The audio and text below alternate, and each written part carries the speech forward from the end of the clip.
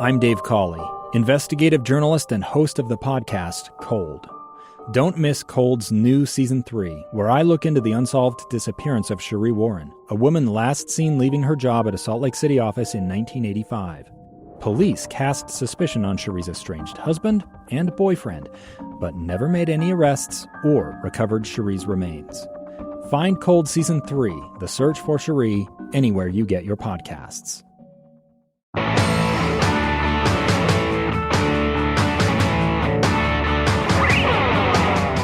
Welcome to Project Recovery, a podcast about addiction, but more importantly, it's about recovery. My name is Casey Scott, and my road to recovery began with Pinnacle Recovery. If you know somebody who needs some help, have them do what I did. Give them a call, pinnaclerecoveryut.com. Dr. Matt, how are you? I'm doing good. How are you? So this show is going to be a little different than normal. We don't have a guest today. Right. It's just kind of check in with our audience. Yep. And we're going to the audience is the guest, actually. Yes. I would say it that way. Well, we posed a question on our Facebook, on all our social media, and we said, hey, is there a question you want to ask me? Is there a question you want to ask Dr. Matt? And we're going to do this maybe once a month and just let them hear their voices. Because we talk about the questions off air all the time. Because we get a lot of great comments and questions every day. But what we like about this show is our ability to share, because when we share our experiences, others who might be in similar situations can gain some insight from it, maybe some direction, and figure out how they can get themselves on the road to recovery. Yeah, and so please keep sending in your questions via Facebook, that sort of thing. But we're also, if we realize not everybody can make it into the studio to talk with us, so we're going to have a voicemail line where people can leave a voicemail if you want to be heard, literally, on the show for future special events. To be honest, I'm surprised you're here today. Yeah? Yeah, because, well, I'm feeling a little low. Well, the Real lost. That's the local soccer team here in Utah. Real Salt Lake, yeah, it was second round of the playoffs. And they were up in Seattle, so I couldn't go to the game. Nick Armando's last game. That's what I'm really bummed about, because my kids and we're just huge Nick Armando fans.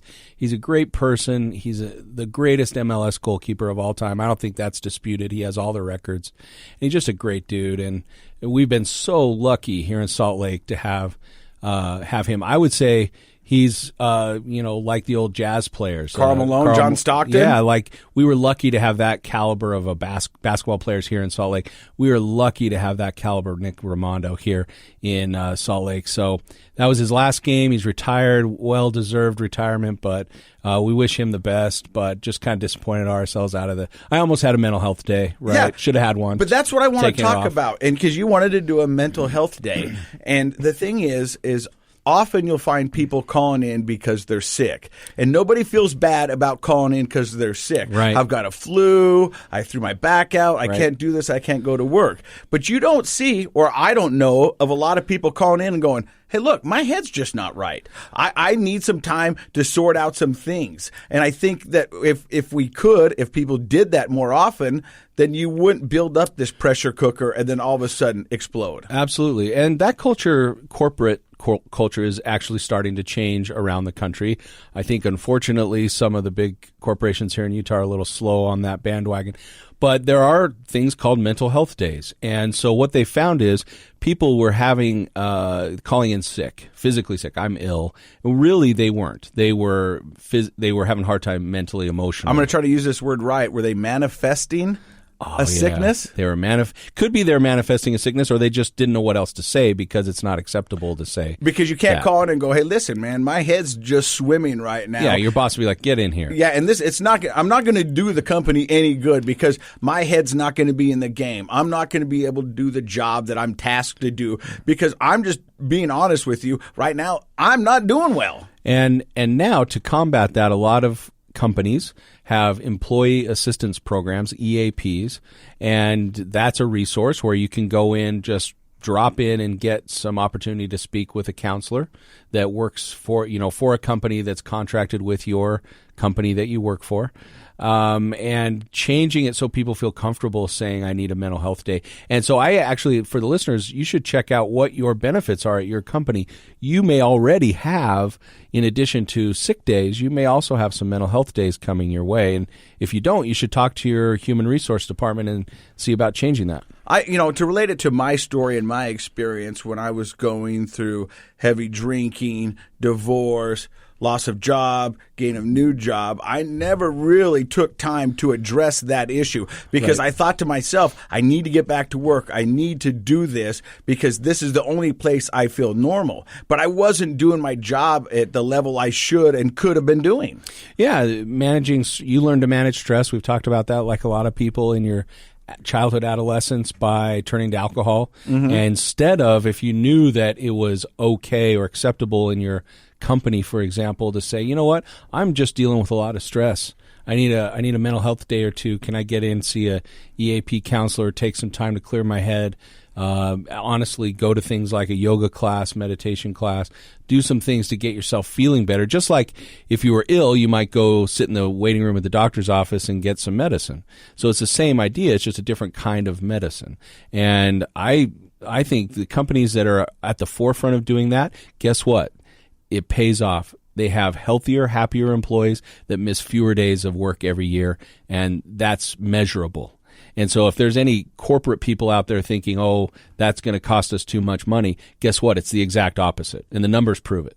I love it. And that was the part we were just checking with you, but we brought it back because I think that is so important because I know for me, getting sober was tough, everything that came along with it. But the biggest part was letting somebody know that I didn't have this under control, that I needed help. Because I grew up in an era where I've got this. Rub some dirt on it, walk it off. And I've said it before, it's okay. I got it. We're okay. Right. And if I say that to my mom one more time, she's going to lose it. Right. But no longer do I say it's okay. I go, well, no, I'm not doing good.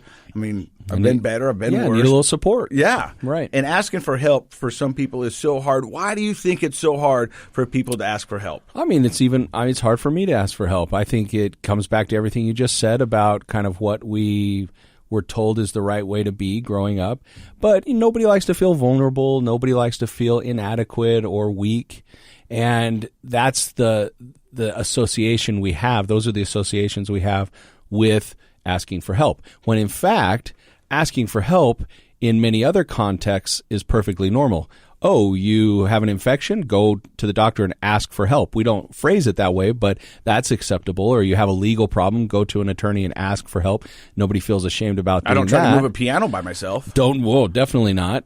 So when it comes to mental and emotional health, which actually affects more of our ability to work than actual illnesses, many people go years as adults without any real illness, like a physical illness, like a flu or anything. Yeah. I know plenty of people like that. But nobody goes very long without real stress, trauma, problems in life that they could benefit from a little time out, a little medicine, so to speak, through the form of some therapy, some counseling, some social support. And it starts with being willing to know how to ask for help and not feel weak, actually feel empowered, but we still worry. There's still the culture of where you work, the culture of your family may not support that. They may tell you you're weak.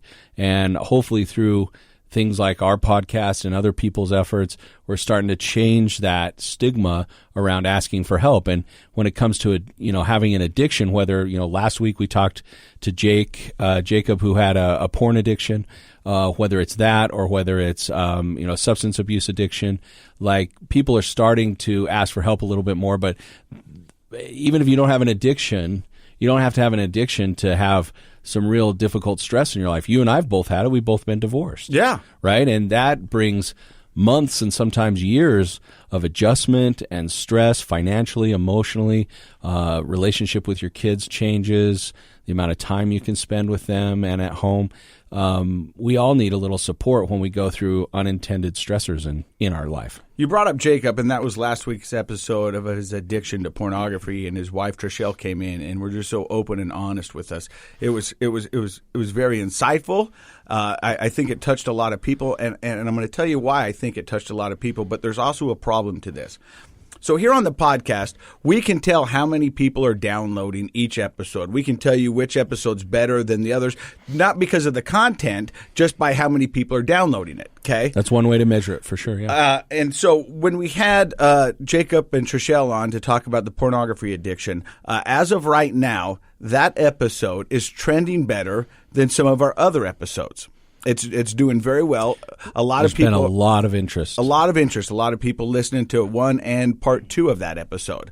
But the weird thing is, and I don't know if weird's the right word to use, but something that we noticed, me and the producer Josh, is that although the downloads are up on it, more downloads than average. The social media awareness, engagement is down. I mean, it's almost non-existent. Exactly. It's not just down. It almost doesn't exist. Yeah. Normally we'll put a teaser up there of what this week's episode's coming on. We'll ask a probing question to see if we can get a conversation going, because that's what this podcast is about. But nobody's touching it. Isn't that interesting? Yeah. And it is a little weird, but yeah, I wonder, are people like, if I like this, then do they think that I might have a porn addiction, or am I condoning it? I mean, what do you think people are thinking, or why do you think it's down? Oh, I think it's reflective of the problem with pornography, is that it is so, people feel so much shame and embarrassment about porn in general. Even, we talk about it as being a huge problem in the state of Utah, which it is, compared to many other states. But you had brought up on the episode with Jacob that even in Chris Rock's latest Netflix stand-up special, where he admits to having had a porn addiction, and that was part of the downfall of his marriage, this audience of 5,000 plus people, silent. Nobody wants to chime in, just like on our Facebook, nobody's chiming in here when we normally have a lot of comments. And then when Chris Rock says, oh, yeah, $1 billion industry and I'm the only one, everybody, that breaks the tension. Everyone laughs in the special. And I think that's the same phenomenon happening here on a smaller scale with our podcast, is that people are really interested. So they download and they want to hear what people have to say. But if they're personally engaging, like liking it or leaving a comment, nobody wants to say, oh, yeah, my brother, my husband, my father, somebody has a porn addiction, or I'm actually worried. Did you know that girls, teenage girls, are increasing in porn use, viewing more than boys? Now, the numbers aren't equal. There aren't more girls looking at porn than boys, but that landscape is changing. So people ought to not just think about their kids, their boys, but are there girls looking at pornography? But nobody wants to get too far down the road to admitting that they have any sort of connection to pornography because of the shame. And I don't know if I've talked about it on this episode or on this podcast before, but I remember my oldest daughter was in watching YouTube, and all of a sudden screams came from the kitchen, and I go in there and she's crying, and I go, what happened? And she goes, the Disney princesses are making out. Oh. And because that somebody had created something like that, slipped it in the YouTube, and before she knew it, she was watching it. And I mean, I think she was 10 at the time, and threw her whole world for a loop, And I think that's one of the things that we learned with Jacob and Cole, who have been willing to come and share their pornography addictions on this podcast, is the accessibility is so much easier now. Yeah. And I mean, everybody's walking around with it, and you're just one click away. Oh, yeah, and it's a very different landscape, and it's good that we're having this conversation about pornography and addiction, because we see how it destroys with Jacob. He was very candid about how it affected his self-esteem, or the term I like better is self-concept. How you actually think about yourself is a real thing that determines how your life goes, and that starts in childhood and adolescence. In the world that I live in now, in some of the rooms that I've been in, some people are afraid to mention their pornography addiction because other addicts, believe it or not, go, that's not an addiction. Right. Go out and get a real addiction. Right. What? You're just like looking at girls on the... No, come on, and they don't consider it a real addiction. What do you say to those people? I used to be more PC about that kind of stuff. Now I just, in a kind way, I try to say, you're wrong. You're wrong. Oh, you flipped me off. You're essentially flipping them off. No, it was John outside the window. Okay. No, I just tell them, I'm sorry, you're wrong. And if you want to know why, I can explain it to you. And actually, my experience has been most people are like, well, okay, tell me.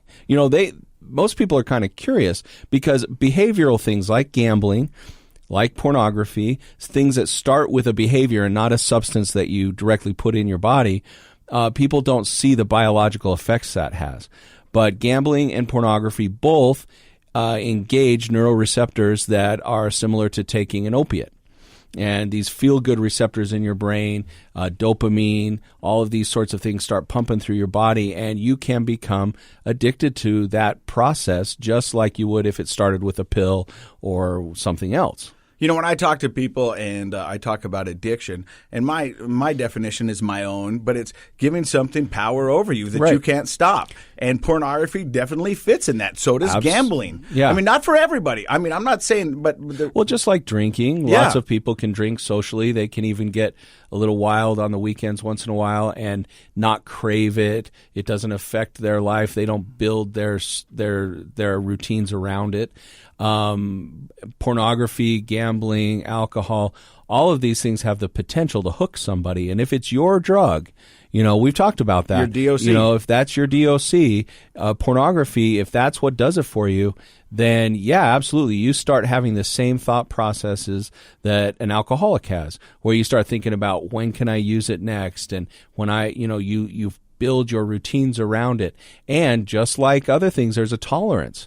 So, when I was a kid, if the JCPenney catalog came, there was kind of the lingerie section. That might have been pretty stimulating for a kid who's 14. But as you get older, and if you're somebody who views pornography over and over and over again, it gets pretty weird. You're going to the Cosmopolitan. Yeah, Cosmo, yeah. And even beyond, there is porn beyond Cosmo. Heard.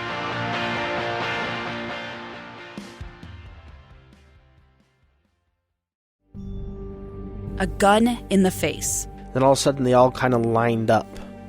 They pointed their guns at me.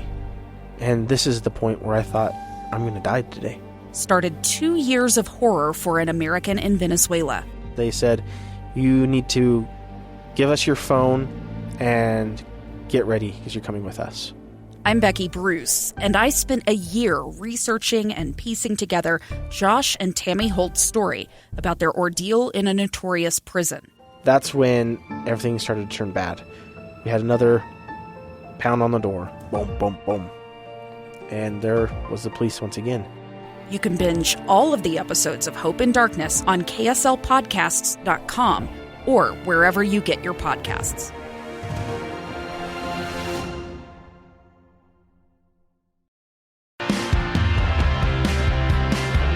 But I mean, it is just crazy about how there's all these little subsections of addiction. And that's what we want this podcast to be, is a resource for you to come here, hear other people's stories, hear other people's trials, find people's roads, and maybe gain some insight and knowledge on how to apply it to your own life. Yeah, and we've had a great, one of my favorite things about doing the show is having some of the guests start with being listeners. Yeah. And then them sharing their story with us through social media. And then you do such a great job, Casey, of reaching out to them, talking to them, and seeing if they're a good fit to come on the show. And so we know that we're making an impact. We want to keep doing that. All right, let's get to another question. So this came on my Facebook page. It says, my wife doesn't know about my addiction. I'm afraid if she does know, she'll leave me. I feel like I'm lost and I don't know what to do. Now, did they specify what their addiction was? No. No, they just said my addiction. Yeah, but I think that's applicable to most addicts' life. I mean, I try to attitude keep it, the attitude that they're afraid of that. So tell me why you didn't want to tell anybody? There was a lot of reasons why I didn't want to tell everybody. I didn't want to be able to admit that I couldn't beat this. I was afraid of what people would say. Yeah. I wasn't sure what would happen with my job. Well, we know now. Yeah. I mean, there was just a lot of those what ifs. And so were you worried about, this person's worried about their spouse. They're worried about their spouse. Leaving them, right? And so do you think this person would be able to get help and fix the real root of the problem without ever letting the wife know? No, I don't. The reason is that getting over, I don't know if over is, somebody will have a problem with me saying that, but getting sober, let's say it that way, getting sober and free from your addiction requires honesty. And the first place you have to be honest is with yourself. Most people who are struggling in the early stages of recognizing they have an addiction and trying to get into recovery, don't you agree that one of the biggest things is lying to yourself? I can do this. I'm okay. I can handle it. I don't need help. Yeah. And so you have to first kind of realize that you have given over power of yourself to something else. And then you have to be willing to connect with other people. Connection with other people and resources has been one of the main themes of many of our shows. Wouldn't you agree? Yeah, but I'm thinking back to this person, and in my case, it wasn't my choice to tell everybody. My story just came out. Right. And so that made that pretty easy.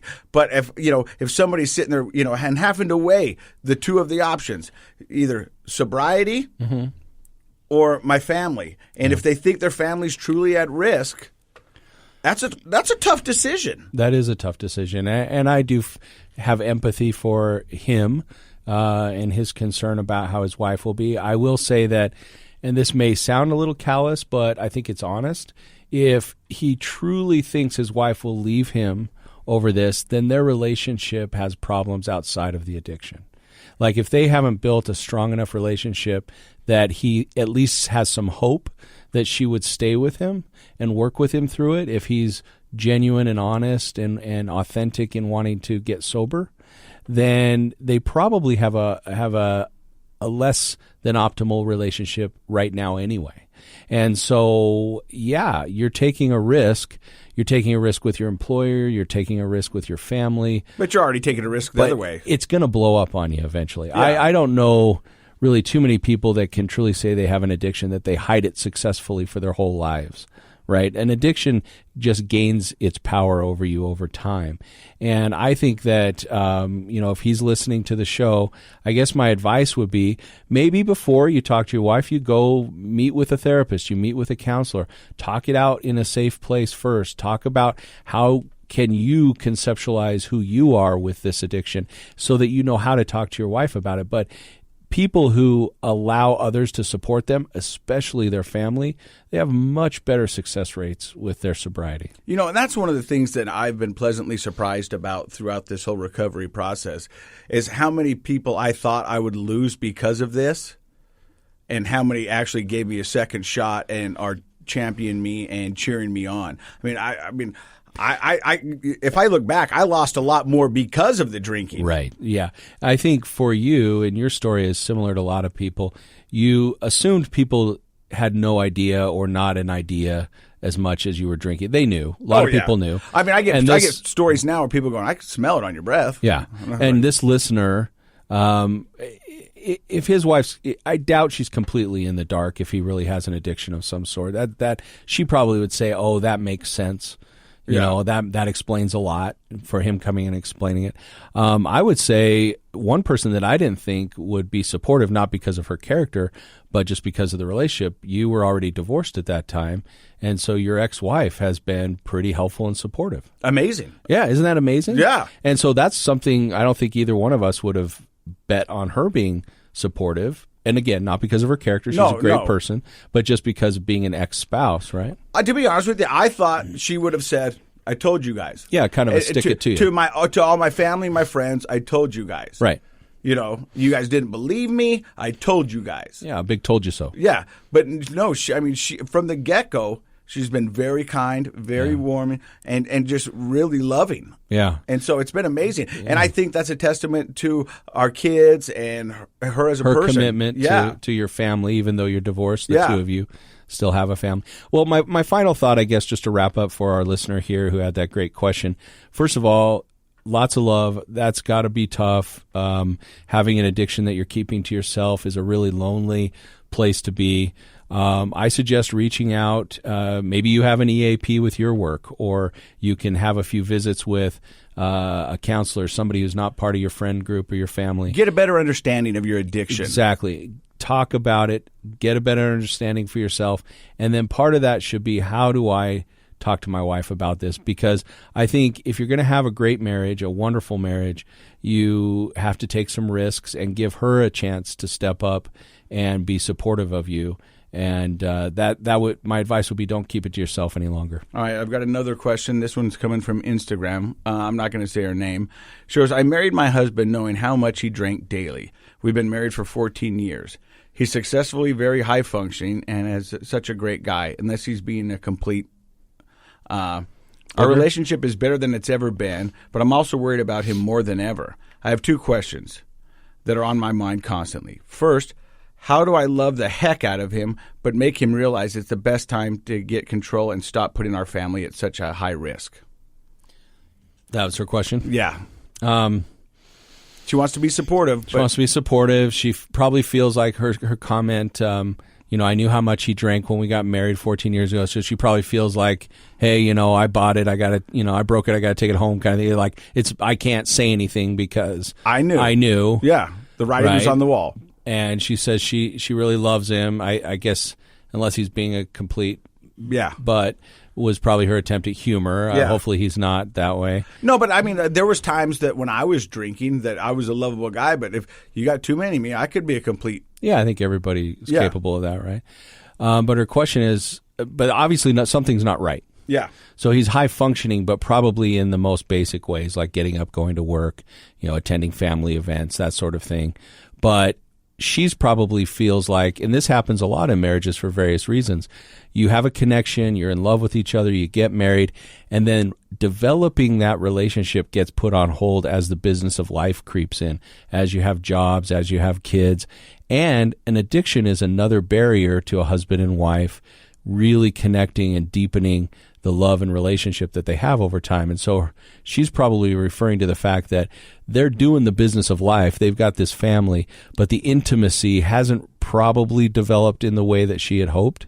And so now it's 14 years later, and she thinks, I think it's the addiction. I would like to talk to him about it, but I don't know how. Yeah. Yeah. So what do you think, Casey? I'll give my opinion, but no, I mean, because think about it. It seems flip your situation it seems around. Very similar to what I did. My wife, she knew what I was about, right? And I think that was about the same time. Let me see if this is. No, that's not from her. I just had to make sure. No, and I think we did have the business part down and all that, but we didn't have the honesty and the openness and that you're supposed to have. That's what you're hoping for when you get married, right? This is the person that you want to tell all your deepest, darkest secrets to, not hide them from them. Yeah, and marriage should be, as far as the quality of the relationship goes, I think marriage should be the first step on a long journey. Yeah. Right? It's not the end all. Yeah. And so a lot of people, they stop developing that relationship when they get married, and I think addictions are one of the biggest barriers to that deepening of a meaningful relationship. Yeah. So do you wish... how could somebody have said it to you as a husband? Oh, I don't think I was ready to hear it, and I'm sure my ex-wife tried to have these conversations with me, but I was so set in my ways, and this is what it was, and I wasn't willing to hear it. And she wanted something different, and she deserved something different. Did she try to tell you? Yeah, we had many conversations about my drinking. What were her approaches? She tried all of them. Yeah. She tried loving. She tried a loving, kind. Hateful. She tried nurturing. But yeah.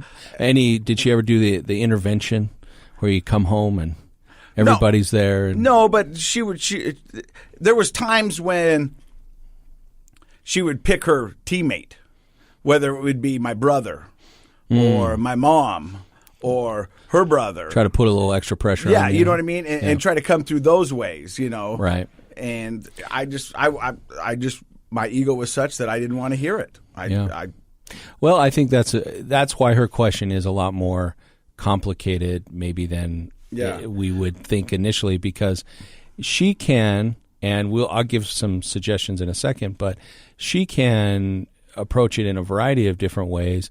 The reality is it takes two. And so you're right. If the person who has the addiction is not really able to hear it, if they're not really key is finding some motivation to admit you have a problem and then do something to change it. And so it sounds like your wife kind of ran the gamut on different strategies to get you to listen, and you just felt like you weren't ready. So why did the accident make you ready? And then we'll come back to answering her question. Why did the accident? Yeah, so if that was it, because let's be honest, you'd had some work trouble before. Yeah, I think it was because it was just evident. I mean, it was just a smack in the face. You do not have this. I like my brain going, I can't even try to lie to you anymore. Yeah. You know, there's no way to spin this. This is not. Is that because it was on the news, do you think? No. It was because all the things that could have happened because of that. You know, is like there was no way in my mind, there was no way in anywhere. There was like, hey, this is a real problem. So was it because that created some real losses, potential losses? Yeah, I mean, it was all of it. It was, and I think I had been circling the drain for a long time there, and just holding on, and was like we talked about earlier in the podcast. I knew I needed help, but I couldn't ask for it. I didn't know why, and this accident made it easy for me to ask for help. Yeah. Does that make sense? Yeah, it does. I mean, you know what? Can I get real with you for a second? I've never said this to you, but. You know, one time we had a conversation that your drinking, what you felt was out of control, and that was causing some trouble for you at work. And I feel like I didn't do enough to help, but I also realized that maybe you weren't in a place to hear. Like, do you remember that some of those conversations we had? No. Were you drunk? No. I mean, okay. To be honest, there could have been. Yeah, I could have been drunk. You know, we had a few phone conversations. I remember before your accident, I think a year before, and tried to find some support and help, just like a lot of our listeners. I know. Okay, I know exactly when this is. Yeah. Who you know, a lot of our listeners are frustrated trying to find support and help, and I'm not an addiction specialist. I don't run an addictions center, and so we struggled, but we found just some support. But you know, I think that I still feel like, gosh, maybe I could have done more to help. I was grateful and flattered that you admitted that to me, that you were struggling. Yeah. But I also feel like, in a way, you had to come to that motivation in your own time. You know, and I think there is something to that, because I often hear, people say to me, that's one thing that I can't do. I can't live in the past. And I had a lot of people try to step up and do this and try to help me, and I just wouldn't hear it.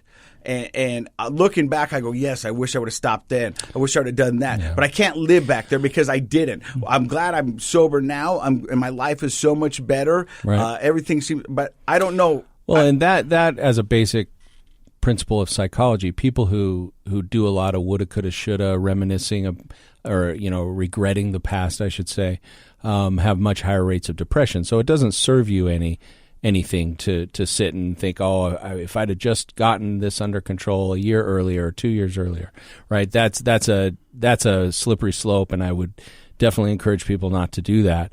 So back to her question, answering her question, I would say, so we just got done sort of painting a bleak picture for her. We just said, sort of indirectly, we said, if your husband's not ready to hear it, it may take some pretty big crises or boundaries before he's willing to hear it. Now, that being said, my advice to her is, you can't live your life based on what you think somebody else, even your spouse, is going to do.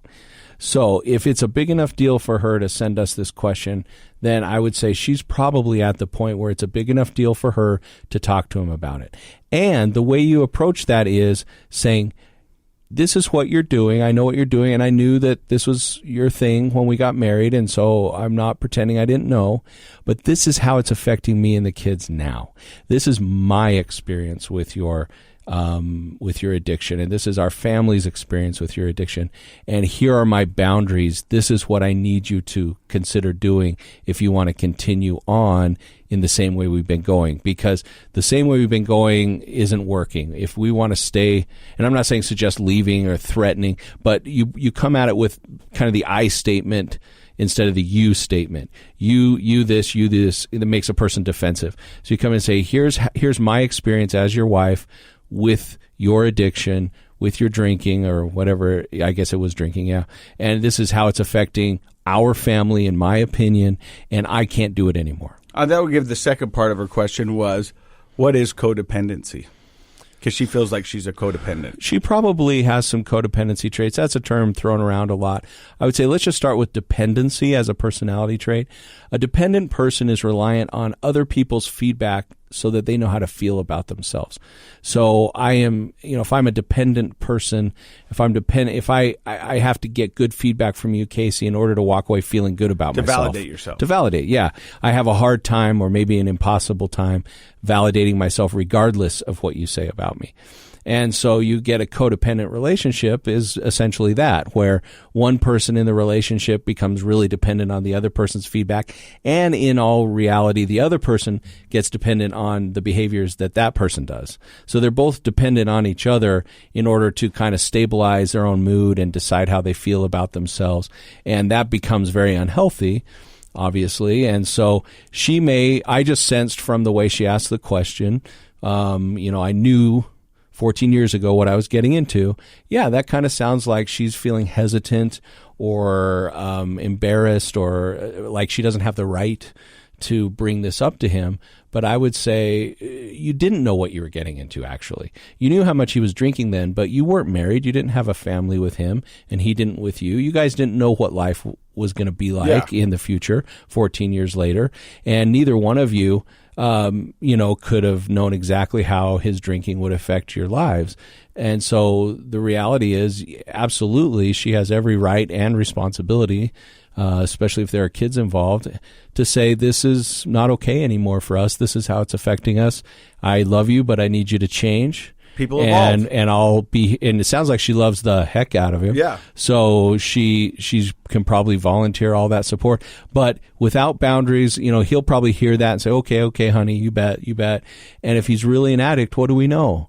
The alcohol's in charge. Yep. And so it might tear him apart to realize that he really sincerely wants to change but can't. But it might be the motivation he needs. Yeah. So she's setting those boundaries. So there needs to be she needs to say, so this is how I'm going to do it differently going on. Whatever she decides that is.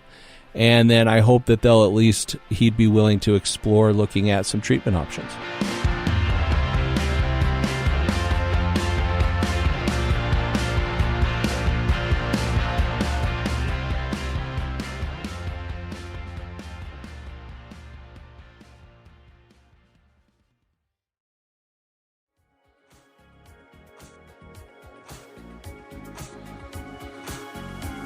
The contents of this program are for informational purposes only. The program is not intended to be a substitute for professional medical advice, diagnosis, or treatment. Always seek the advice of your physician, licensed therapist, or other qualified health provider with any questions you may have regarding a medical condition. Never disregard professional medical advice or delay in seeking it because of something you've heard on this program. KSL does not recommend or endorse any specific tests, physicians, products, procedures, opinions, or other information that may be mentioned on the program. Reliance on any information provided on the program is solely at your own risk.